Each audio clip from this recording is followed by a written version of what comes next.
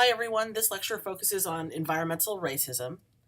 As we're going through these particular slides, I'd like you to think about this question of being able to identify and describe three ways that the issues experienced by the citizens of Flint, Michigan are similar to those experienced by the Standing Rock Sioux. I think what's really important to note is that while the Standing Rock Sioux have sovereignty, there's these larger issues around water and water rights and who has access to clean waters that sort of permeates the discussions of both. And I think that part of what you also want to focus on are the roles that different stakeholders have in terms of each of these issues. So stakeholders are people who have groups of people who have an interest. So, for example, when you think about Flint, Michigan, we know that some of the stakeholders include number one, the citizens of Flint. We know that the stakeholders are the state government, the mayor, right, the water company itself, right, environmental groups. So be able to think about the issue from each of these different perspectives. It's really, really important. And you should also be able to do the same thing for the Standing Rock Sioux. Who are the different stakeholders who have an interest in terms of the Dakota Access Pipeline? And in that case, and I'm not giving you an exhaustive list, for the Standing Rock Sioux, so the Standing Rock Sioux are one of the interest groups. You also have the Army Corps of Engineers. You also have the citizens of Bismarck. You also have the energy transfer partners. You have big oil. You also have investors. You have the bank, right? These are all different groups that have an interest in the outcome of what happens. So as you're reading through a lot of the issues, think about who these different stakeholders are and what they want. Now, just to review, when we've talked about racism previously, we've talked about the fact that racism results not only from personal ideology and behavior, but also from the personal thoughts and actions that are supported by a system of cultural messages and institutional policies and practices. In other words, when we talk about racism, it isn't just about individual behaviors, but also about group practices and policies.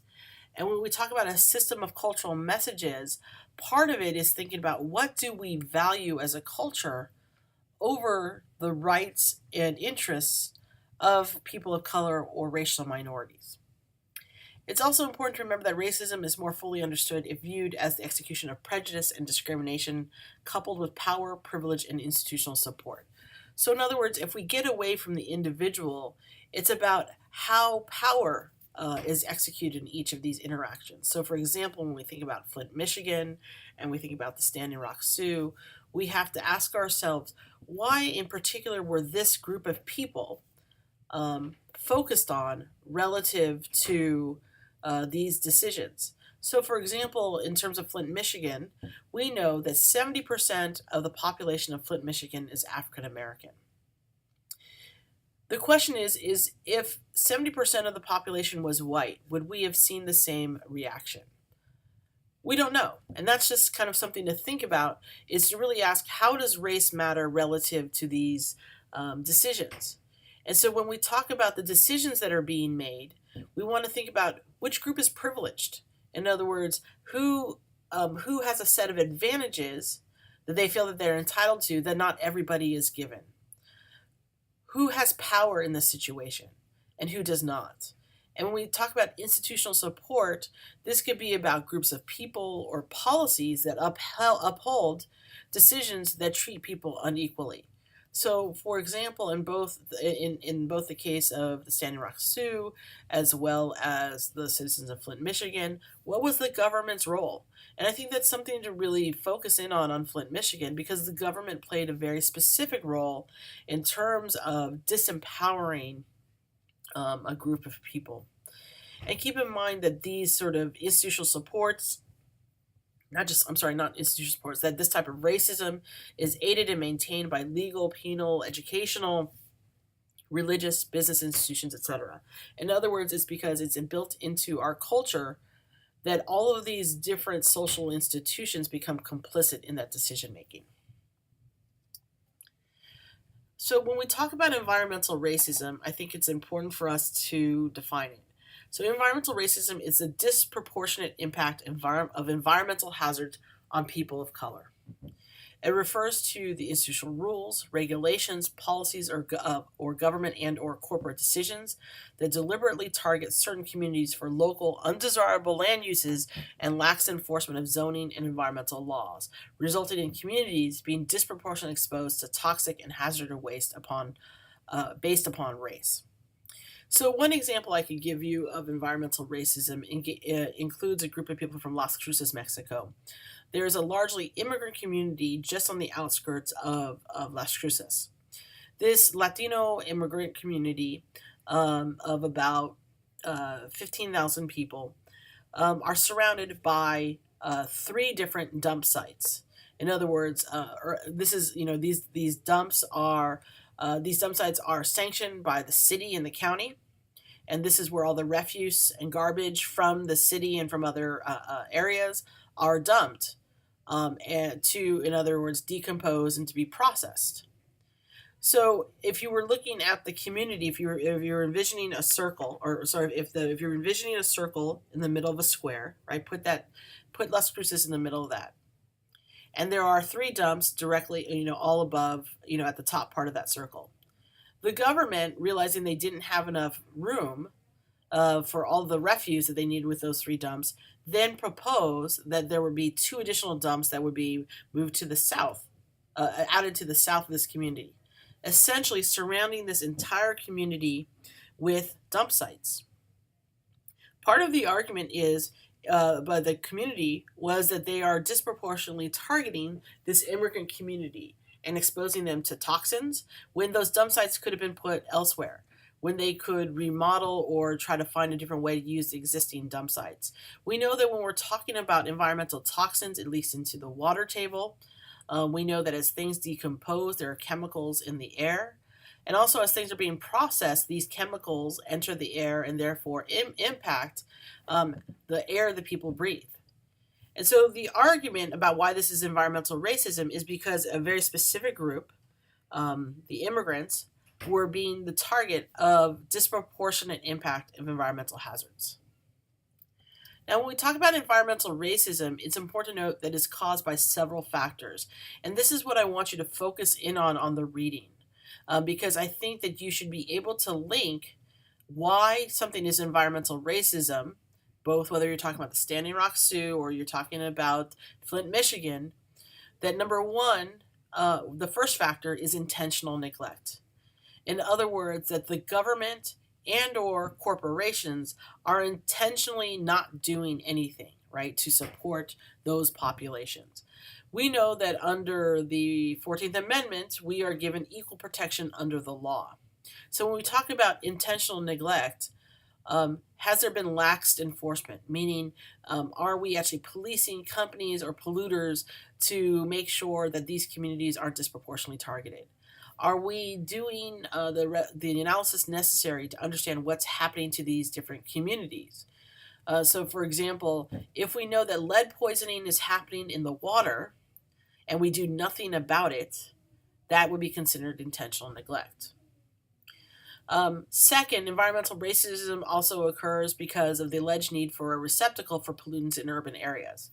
In other words, in the case that I just described on the previous slide, the argument by the city was, well, we need to put this garbage somewhere. But then the question becomes, well, why there? Right? In other words, they basically are using this idea that, well, it has to go somewhere, so why not there? And then third, the lack of institutional power and low land values of people that attached to where people of color live. So in terms of institutional power, are people of color actually making decisions? Or are they included in on the decisions? So for example, with the Standing Rock Sioux, we know that in terms of the decisions that were made regarding the easement, whether or not an easement would be granted to Energy Transfer Partners, the Standing Rock Sioux were not consulted in terms of what was happening with the land, as well as all of the communities that could be impacted if the pipeline itself bursts, right? So if the pipeline bursts and it goes into the water table, have we adequately discussed the impact to those communities? By comparison, in terms of the Dakota Access Pipeline, we know that when the suburb of Bismarck that the pipeline was originally slated to go through, was consulted, they said, not in our backyard. And they actually protested. The predominantly white suburb of Bismarck basically successfully said, no, we don't want it here. And they remapped and rerouted the pipeline through Standing Rock Sioux land. So you have one group of people that had institutional power to make change, but the Standing Rock Sioux, as a minority group, lacked that. When we talk about Las Cruces, the example I used on the previous slide, the immigrant communities there did not necessarily have a lot of institutional power, nor did they actually. When we look at the property values weren't very high, and so part of what ended up happening there is that these dumps were slated to be built there because of the lack of institutional power and land values.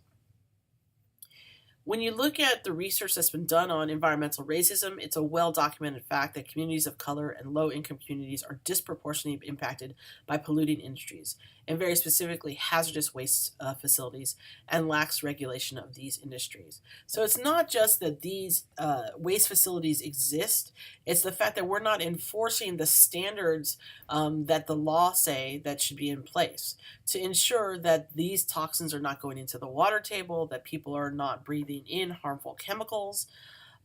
These are all things that kind of contribute to environmental racism. There's a neglect, there's a lack of enforcement, and a disproportionate that people of color are disproportionately targeted by these companies and by governments.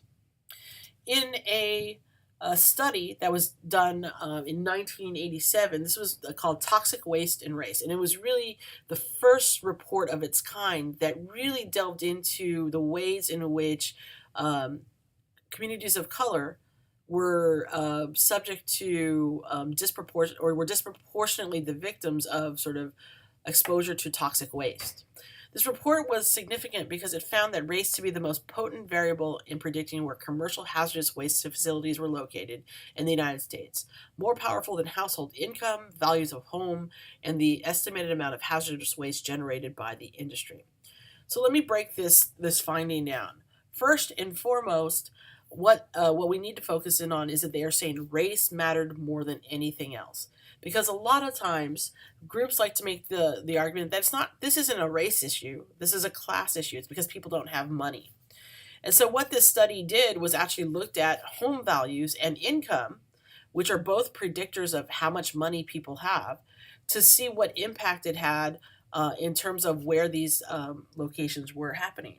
And what this study found was actually, while it was significant, race, you could have a middle class African American community and they would still be disproportionately likely to be in close proximity to toxic waste than a similar middle class white community. So what they were saying is that race mattered more than class, and so they kind of delved into that particular argument. They also looked at the argument that was put forth that there are just certain that a particular group's exposure to toxic waste is based on the type of industry that was there or the amount of hazardous waste generated by an industry. And they also looked at that argument and they said, well, we looked at these different industries and yet again, while it was significant, race was still more important. So 20 years later, in 2007, they revisited the same study to see if race still mattered in terms of unfair environmental exposure. And what they found is this: more than 9 million people are estimated to live in a circular host neighborhoods within 3 kilometers of the nation's 413 commercial hazardous waste facilities. So when we talk about circular host communities, it's about as if you drew a circle around. If you had Sacramento at the center and you drew a circle around it that was 3 kilometers, 3 kilometer radius, this is what you would find. More than 5.1 million people of color, including 2.5 million Hispanics or Latinos, 1.8 million African Americans, 616,000 Asian Pacific Islanders, and 62,000 Native Americans live in neighborhoods with one or more commercial waste facilities. So it's not just that you're near one potential source of toxins that you are actually could be faced with more than one in your adjoining neighborhood. which then again increases the likelihood that you are going to be exposed to toxins. Now, if you do just a quick Google search, you would see pictures like this of the ways in which people in their everyday lives can be exposed to toxins. It could be because you live near a plant or your playgrounds, right, are adjacent to the plant. Keep in mind, like in that bottom left-hand corner, when toxins get into things like the grass, and that's the one place where kids play, and if we know kids, they'll slide on the grass, they will fall, they'll roll around, etc. That means that you will actually end up potentially getting different types of skin infections, as well as um, being exposed to breathing those toxins in, etc. Right? And so, for those who focused on environmental justice, they talked about the fact that pollution costs neighboring communities $127 million per year in hidden health damages. And in other words, these are the types of ways in which it impacts our health or well-being. According to this study done by The Nation, which is a sort of a news source, they actually argue that environmental racism is nothing new. And they, again, assert that race is the most significant predictor of a person living near a contaminated air, water, or soil. What I actually think is most important to look at in this particular graphic is at the very bottom. So for people of color have seen 95% of their claims against polluters denied by the EPA. Keeping in mind that the Environmental Protection Agency is a political group. It is a agency of the U.S. government, but who is actually overseeing the EPA and who dictates the policy is increasingly important. And that this is important to note is that we should have a neutral group of people associated with science who actually measure the impact and toll on these communities. And when 95% of their claims are denied, that means that these decisions are political and not health driven. And that is something to kind of think about. When we talk about environmentalism, we want to think about environmentalism as being the political and ethical movement that seeks to improve and protect the quality of the natural environment through changes to environmentally harmful human activities. Through the adoption of forms of political, economic, and social organizations that are thought to be necessary for, or at least conducive to, the benign treatment of the environment by humans, and through a reassessment of humanity's relationships with nature. In other words, part of what's important to look at in terms of environmentalism is that this is really, when we talk about the environmental movement, it is really often focused on conservation, on making sure that we do things like recycle and don't pollute. But it doesn't necessarily take into account how race matters. So in various ways, environmentalism claims that living things other than humans and the natural environment as a whole are deserving of consideration in reasoning about morality of political, economic, and social policies. So in many ways, they focus on things like advocating for the rights of animals, going against animal abuse, making sure that we're conserving the national environment. And yet at the same time, one of the sort of holes in this particular social movement has been not looking at how race matters as part of this conversation. In many ways, they've tried to lead the movement as if it's colorblind. And that is sort of something that recently environmental justice advocates have tried to make some movement on. Part of what they've done is by redefining what they mean by environment. Environmental justice advocates basically define our environment to be where we live, work, and play, and go to school, and sometimes pray. Part of what they're saying is the environment is all around us. It's not just about conservation of the mountains and trails and trees and animals, but it's also about looking at human impact and what's happening where we live. They also focus on issues including impact of industrial polluters such as landfills, trash incinerators, coal plants, and toxic waste dumps, how those affect the well-being of residents. And it also looks at health issues due to lack of access to healthy foods in their neighborhoods. So, for example, environmental justice advocates will also look at impact of what we call food deserts, meaning that in some communities like Del Paso Heights, you may be more likely to find a liquor store and or only a convenience store as opposed to places where you could get healthy food like a Raley's, a Safeway, or a full grocery store. And environmental justice advocates also look at making sure that when we talk about well-being and health, that we are looking at different health outcomes. Are we seeing, for example, spike? So one of the things that we saw in terms of Flint, Michigan, has there been an abnormal spike in developmental delays? They will look at health statistics to look at the impact of the environment on those things. So when you look at what happened in Flint, Michigan, it was that the doctor found that there was a spike in the number of developmental delays for young children. In other words, she knew that normally in the United States, you would see X number of cases, and what she found is that statistically speaking, that the children were developing these developmental delays at a much higher rate. Additional doctors were also able to do studies to look at liver function, were able looking at incidences of cancer and leukemia, and were able to see that statistically they were also outside of the norm. And so basically what they said is that this should not be happening at this rate, and therefore looked for causes. And in this case, they found it was the water. So in Flint, Michigan, we know that it isn't simply about drinking bottled water. When we talk about having access to healthy water, the poisoning can come from many different ways. We cook with water, right? It's not just about the water we drink. We cook with water. We wash our hands with water. We shower in it. So all of the lead that was in that water was infiltrating their bodies in different ways. And so part of when we talk about environmental racism is, again, looking at who's targeted and how is this disproportionately happening in communities, and are we working to resolve the issue? When if you've watched the movie, for example, Erin Brockovich, they talk about lead poisoning and how it happened in a sort of more suburban white community. And what's important to note about Flint, Michigan, is that it's not even in the top 30 for having worse levels of lead in water. And so part of what we need to see is that this lead and water and its connection to communities of color are extremely significant, and continue to do work against it to resolve it.